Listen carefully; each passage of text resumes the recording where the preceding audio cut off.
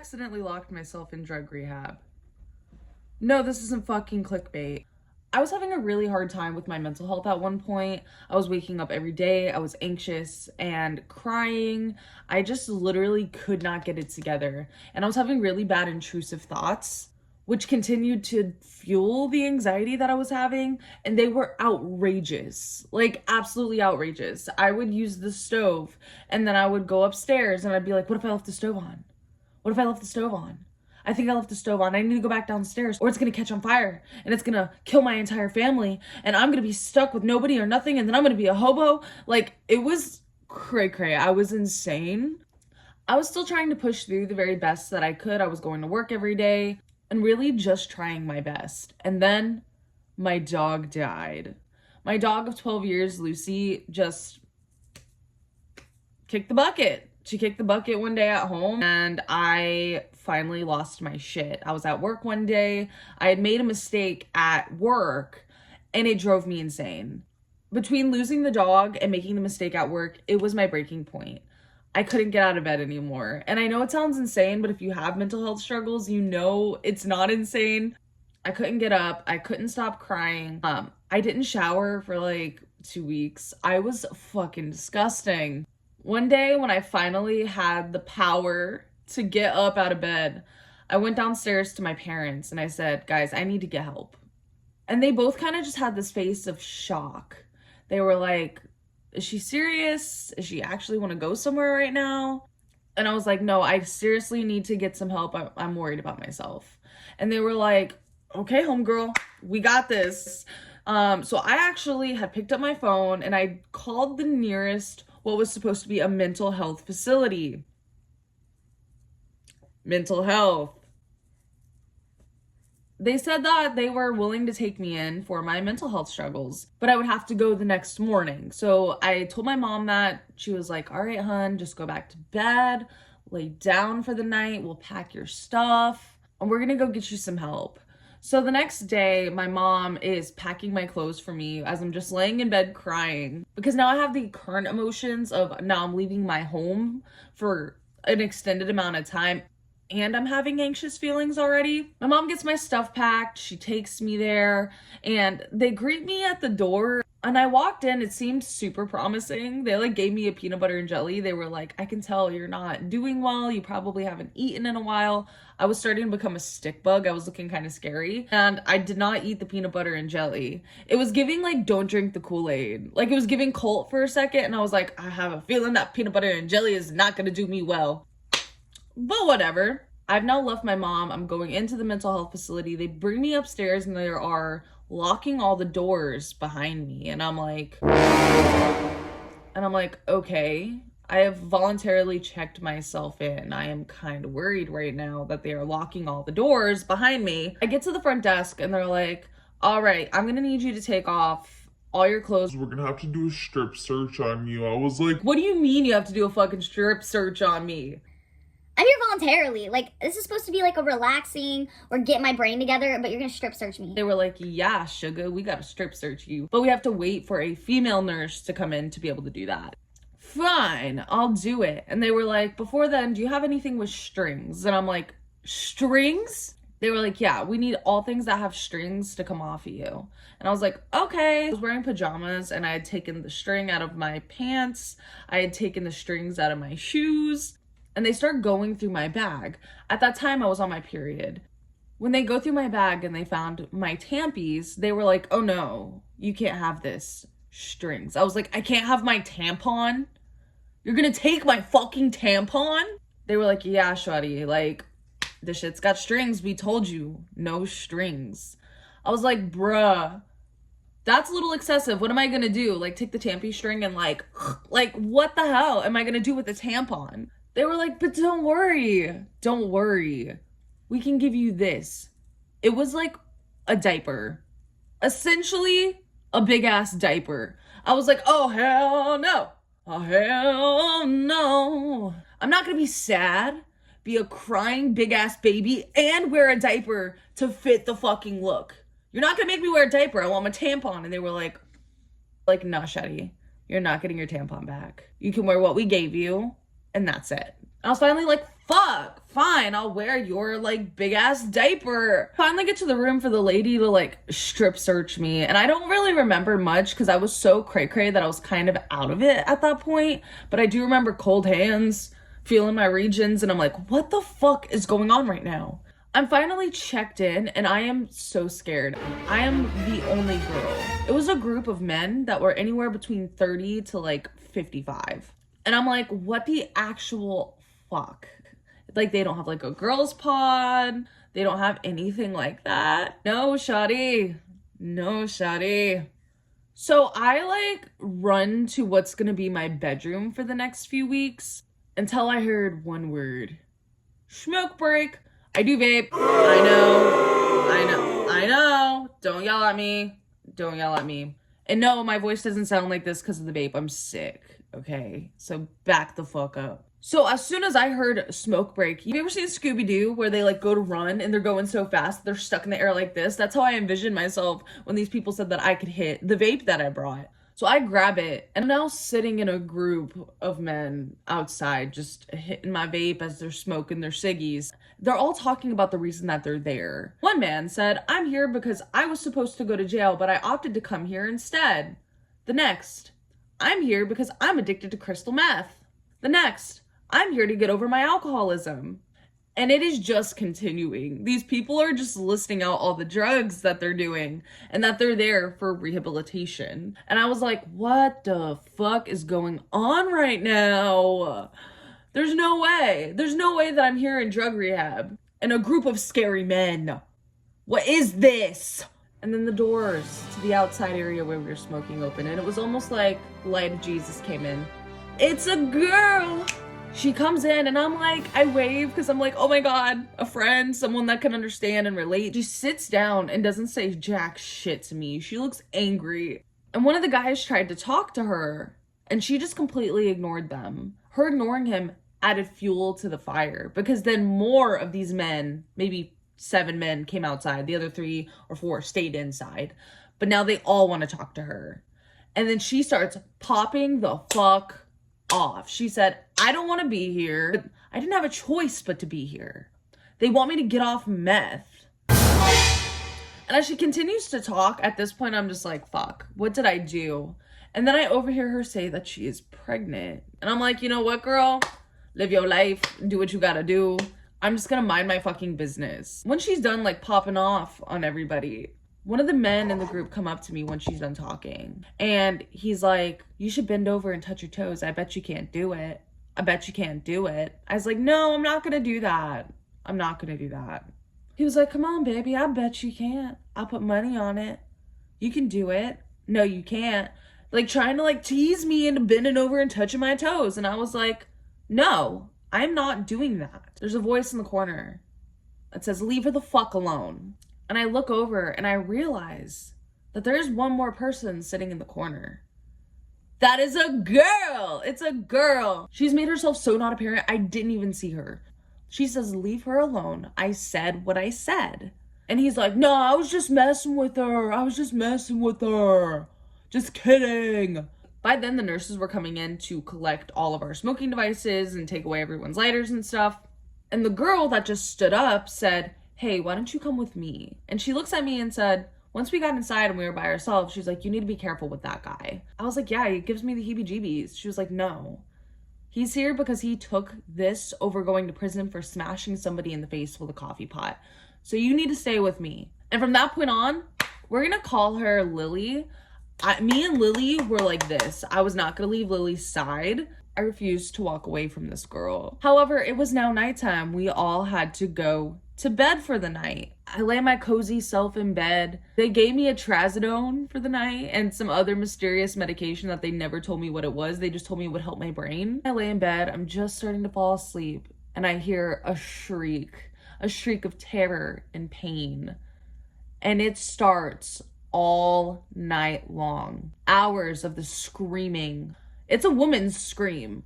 And I'm starting to get worried. I'm like, what is somebody doing to her? Like, I'm wondering, is this Lily? Is this the girl that just came in? The pregnant one on meth? Who is this? I did not sleep at all the first night. So it's the next day. They gave us all a smoke break early in the morning before taking us to breakfast. And here comes all the same people that were outside before. The group of like 10 men, the pregnant woman, and here comes Lily. And one of the dudes say, "Who the fuck was screaming all night?" And they start looking at me. And I'm like, yo, not me. Don't kick my ass. I don't want my ass kicked. I was being good. Hey, I wouldn't keep you up all fucking night. I know that's just rude as fuck. Please don't hit me. And here comes the pregnant girl to speak up. She said, "It was me. Yeah, it was me." And then one of the guys were like, "Why the fuck were you screaming all night? Nobody slept." She was like, "I wanted a shot in my ass." So you can see this is not her first rodeo. She said, "No, I wanted a shot in my ass. I'm going through withdrawals and I feel like fucking shit." I was like, yo, what is going on right now? Shortly after, yet again, the nurses come to collect our smoking devices. Nobody ended up beating that girl's ass, although I thought they were going to. And we all went to breakfast. I didn't eat worth a shit. I'm feeling 10 times worse mentally than when I went in there. I'm the only one that's there for mental health. The rest of these people are withdrawing or drugged the fuck out. I'm scared. I'm literally just sitting with like a plate of eggs in front of me like, dear God, please don't let them kick my ass. So we all come back from breakfast and there was like a TV that they had up. And there was one guy that hogged the remote all the time. And God forbid you asked him for the remote. And he wouldn't put on like TV shows. He would put on music. And the music choices would be like Kodak Black. Another favorite was Melly.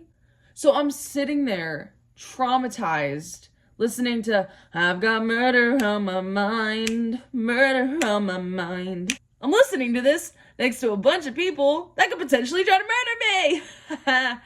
And as I'm listening to this, I got the man, the coffee pot man in the corner just looking at me like this. I begin to hear a ruckus down the hall. And I look and the nurses are dragging a man out of his room. And this poor guy looked beat up. Like he just looked so beat the fuck up. At that point, I did start to pick up, like, I think that guy's just homeless. Is he using this place to, like, give himself a shelter for a few days? If so, sad as fuck. They make him come sit in the community room. And the other people start immediately being mean to him. They were just picking at him. And once he finally sat in his chair, his head was just, like, down. He didn't say any words. The whole time, the whole duration that I was there, he didn't speak once. And the men behind him are screaming, "Yo, one of you bitches," talking to the nurses, "one of you bitches need to help this man take a shower because he fucking stinks." And I'm just like, what the fuck? Leave him alone. And Lily, like, didn't really speak up or say anything on his behalf, even though I did kind of expect her to. So he was just sitting there getting fucking bullied. We all chilled in that community room for a while until they were like, "All right, guys, it's time for everybody to go to AA and NA." I'm like, AA and NA? Why do I gotta go to NA? AA and NA? I don't do drugs. I don't drink. They were forcing me to go. They were like, "No, everybody's gotta go. Like, you don't have a choice. You have to go." And I was like, what the fuck? That's not gonna help my mental health. Whatever. I'm going to these meetings. After AA and NA, they're like, "All right, guys, time for lunch."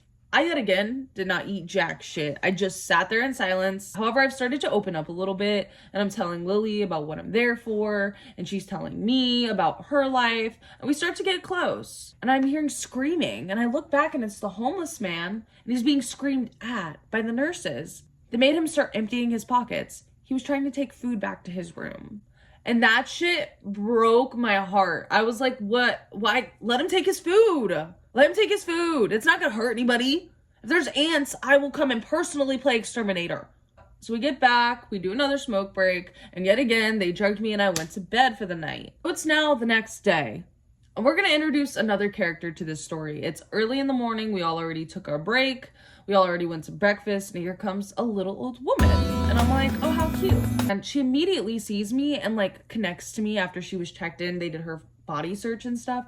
And she's like, "Honey, I'm here for alcoholism. My family said they're never going to talk to me again if I don't get this under control." And I was so broken for her. I was like, homegirl, we're gonna do this. You and I, we're gonna do this together, okay? Your family's gonna love you. We're gonna get you feeling good again. Like, at this point, I'm so worried about the people around me, I'm not even focused on my own mental health. I wanna help, let's call her Brenda. I wanna help Brenda get her family back. And Brenda decides that she's gonna touch the remote to the TV that blares the Kodak Black. And here comes the man that does not share the remote. Brenda gets up out of her fucking walker and starts tearing his ass up, screaming at him. And he starts screaming at her back. Mind you, Brenda's like 60 and this man's maybe 25. And he starts approaching Brenda like he's gonna throw fucking hands. And Brenda's like, come on, baby.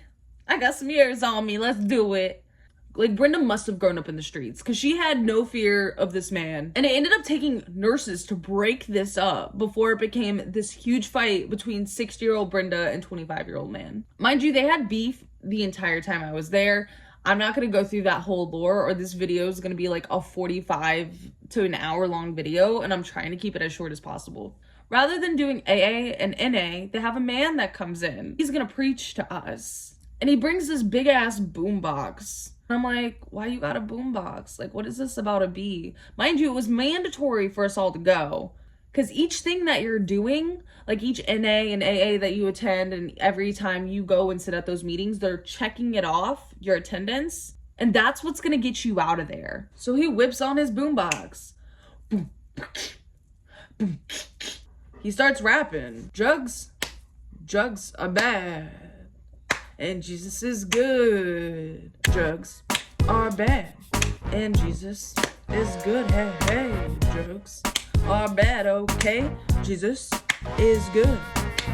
I can recover. You can recover. I can recover. You can recover. Fucking shock.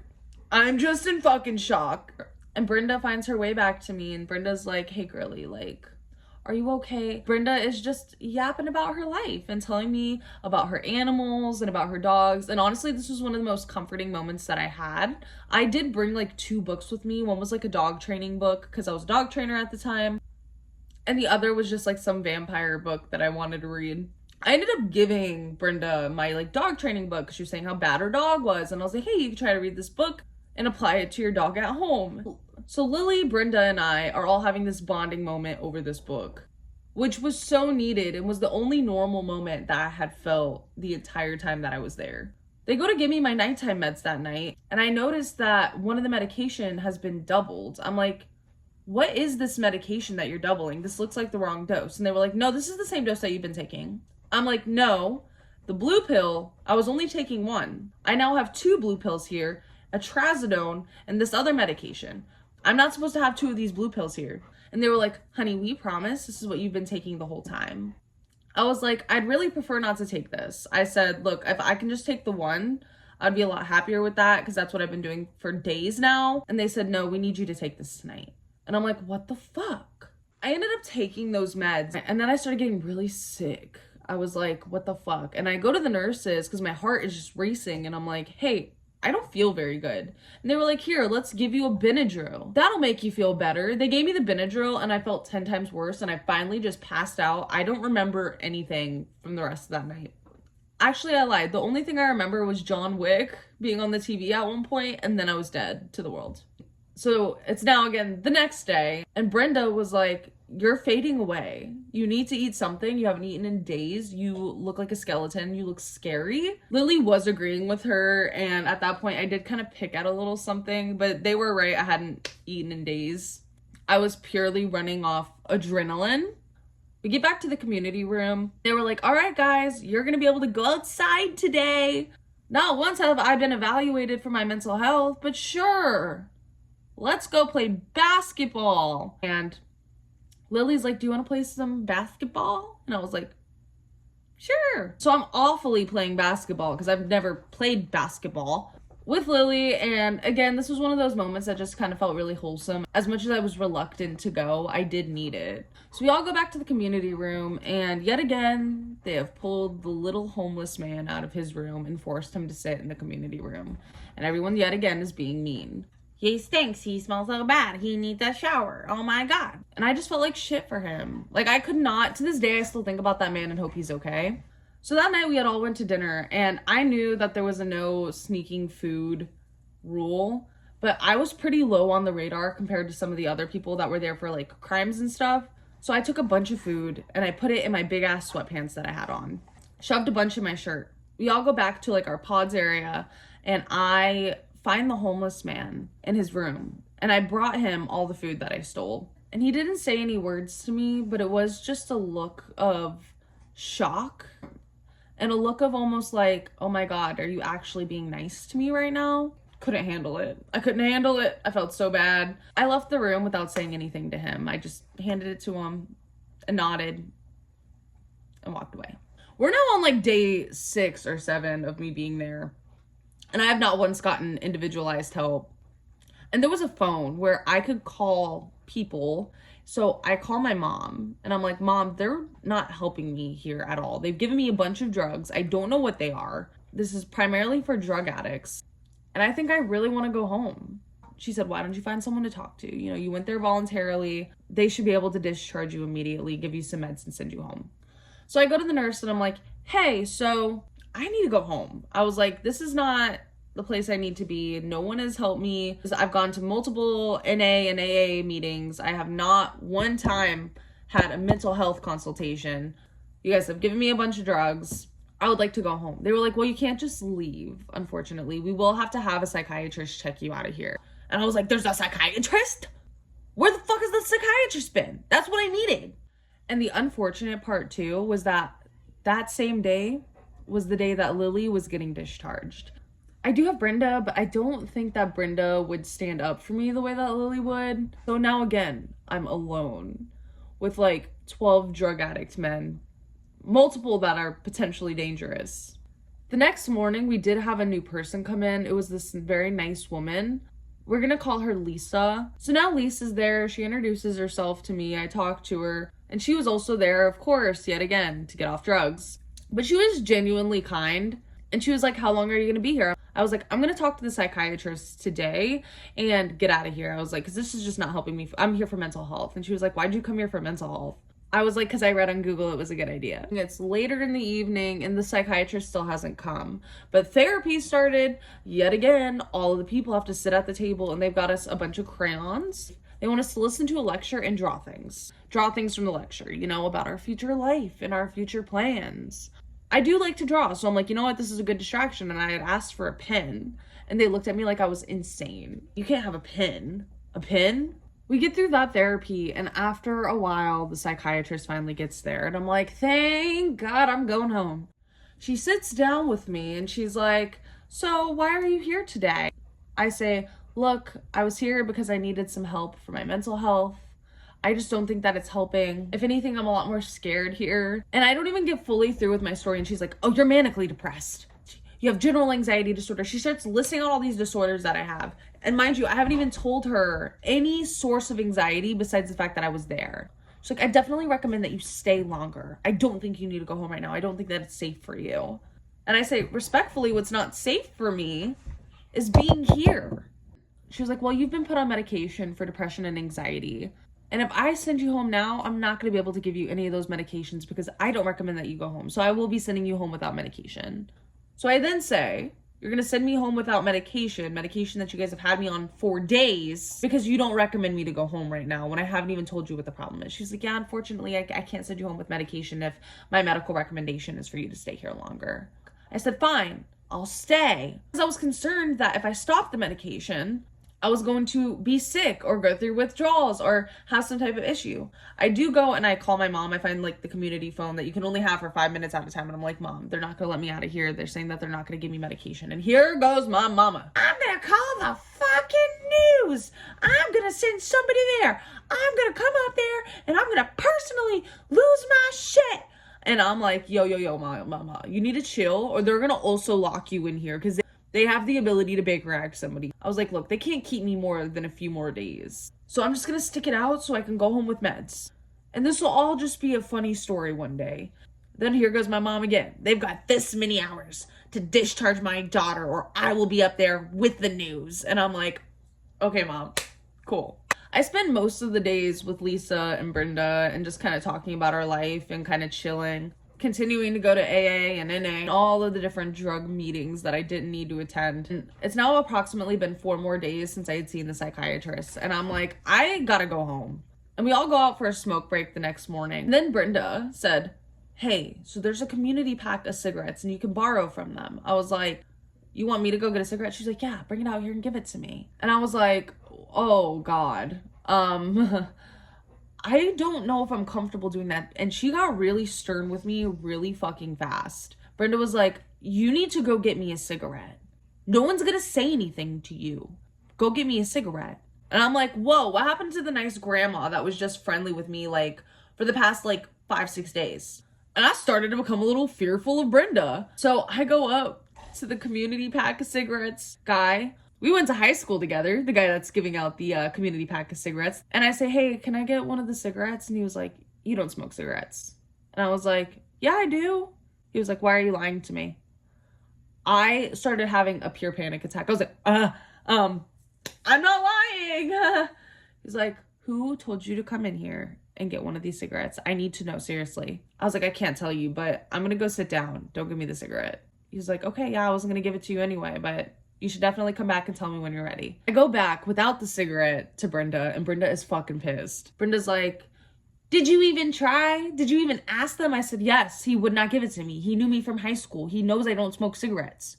And she was like, fine. And then she wouldn't talk to me. She's still reading my dog training book, but refuses to have a conversation with me. Brenda is not on my team anymore. I'm just so stinky and gross. And I'm like, I really need to shower, but I haven't been comfortable to shower because the showers have no doors there and anyone's able to walk into your room and see you shower. And in a group full of 12 men that are potentially dangerous or drugged out, I don't really want to shower by myself. Lisa did guard the door for me. So Lisa was the door. I finally showered and she was like guarding me and making sure people couldn't come in, especially the guy with the coffee pot. In the shower that night, I was like, you know what? I'm done. I gotta go. Like, I can't do this. I don't give a fuck if you don't give me medication. I'm leaving. I go to the nurse and I'm like, when's the next time that the psychiatrist is gonna be in? And she was like, tomorrow. Mind you, I'm just so dazed at this point from the drugs that they've put me on, the lack of sleep, the lack of food. Okay, tomorrow. I call my mom that night and I'm like, look, I'm gonna talk to the psychiatrist. I'm leaving tomorrow. I don't care if they don't give me medication. She was like, yeah, good, because I was coming up there anyway. I go back to the psychiatrist the second time and I'm like, listen, I'm going home. I don't care if you don't give me medication. I need out of here. This is so dangerous. I can't even shower without having to have somebody stand there and guard the shower because I don't trust the people that are here. I've gone to so many Narcotics Anonymous and Alcohol Anonymous meetings and I have not received any help from any of you. I'm going home. I would like to be discharged. She was like, fine, yeah, you're not gonna get medication, but we can discharge you tomorrow morning. I'm like, tomorrow morning? Really?